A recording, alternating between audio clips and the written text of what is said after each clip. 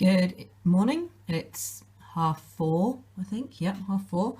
And I am making a Calhoun helmet at the minute. So I'm starting off with this motorcycle helmet in ridiculously garish neon pink and yellow.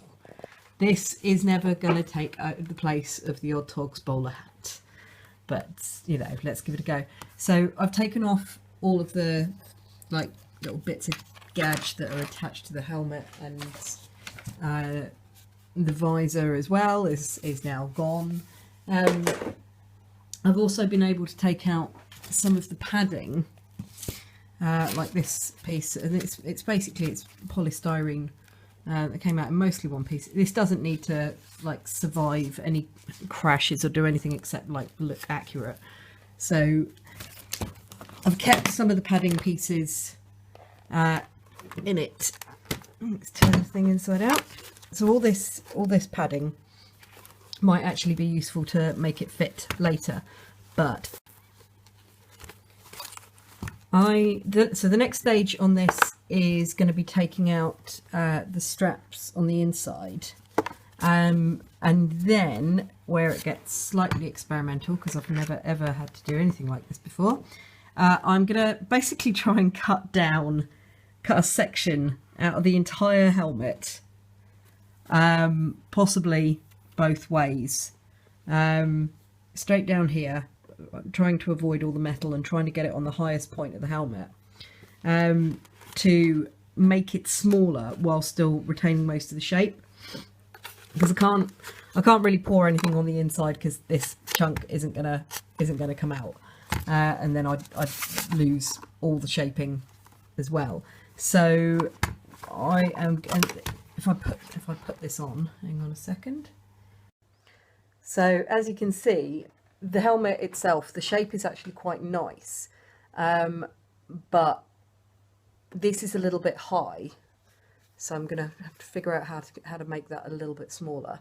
And the actual helmet itself is a bit big. It fits nicely on the inside, but it's just that there's a lot of gap between my head and the actual side of the beast. It's like almost a full hand width.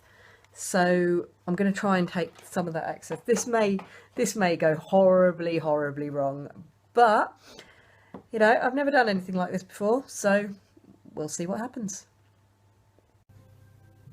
So much time with a Dremel later, and what we have, I've taken this piece out here straight across the top section, so that's got rid of the safety straps and the metal work in the helmet. I did try and take this out in like quarters, but it's not happening, so we'll have to see what I want to do with the polystyrene later. I have so far 2 sanded quarters that are ready to go with whatever I'm going to do with them next, because I don't know what I'm doing with this. And outside,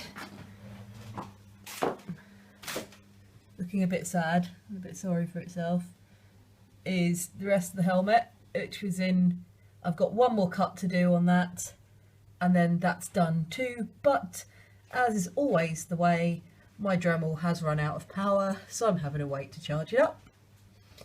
So next stage, trying to fit these together.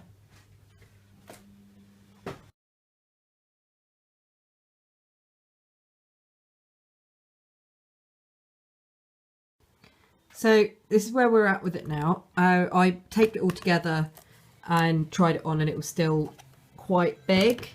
So I've taken an extra tape width off here and here on both of the back panels, and I'm going to take a triangle section. If you can see, they're sort of stacked, the front sections are stacked on top of each other, so I'm going to take 2 triangle sections out of there, so they should fit together quite nicely. There's now, let me get here, there's now a gap at the back which will close or be covered, one of those, but it's now actually sitting quite nicely on me. I've got 2 pieces of green tape down the front because I'm going to chop those bits out as well to shorten this entire front section from here to here. So if you let me put it on,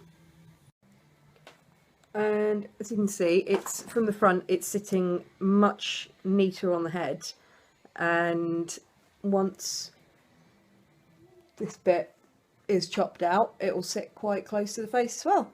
So not bad for a day's progress. Dremel being a pain in the backside as they always are, but you know. So yeah, stage 9 million next up.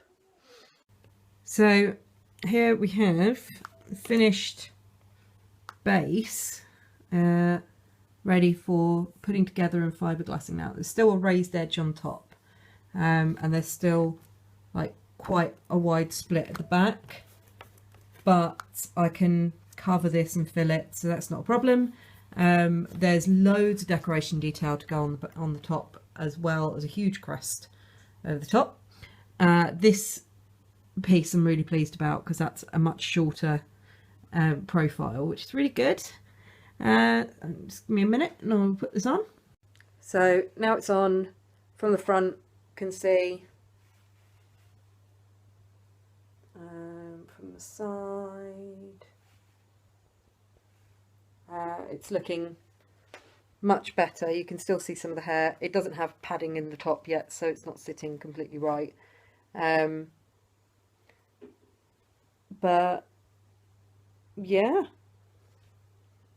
not bad for a day's work. Crack on, and it goes on and off easily as well, which is useful. So yeah, I can now crack on with filling and sanding and filling and painting and repainting and all the rest of it that goes into, well, that will go into finishing this. But that's the hard work on this now done. So dead pleased with that. First lid build, hurrah!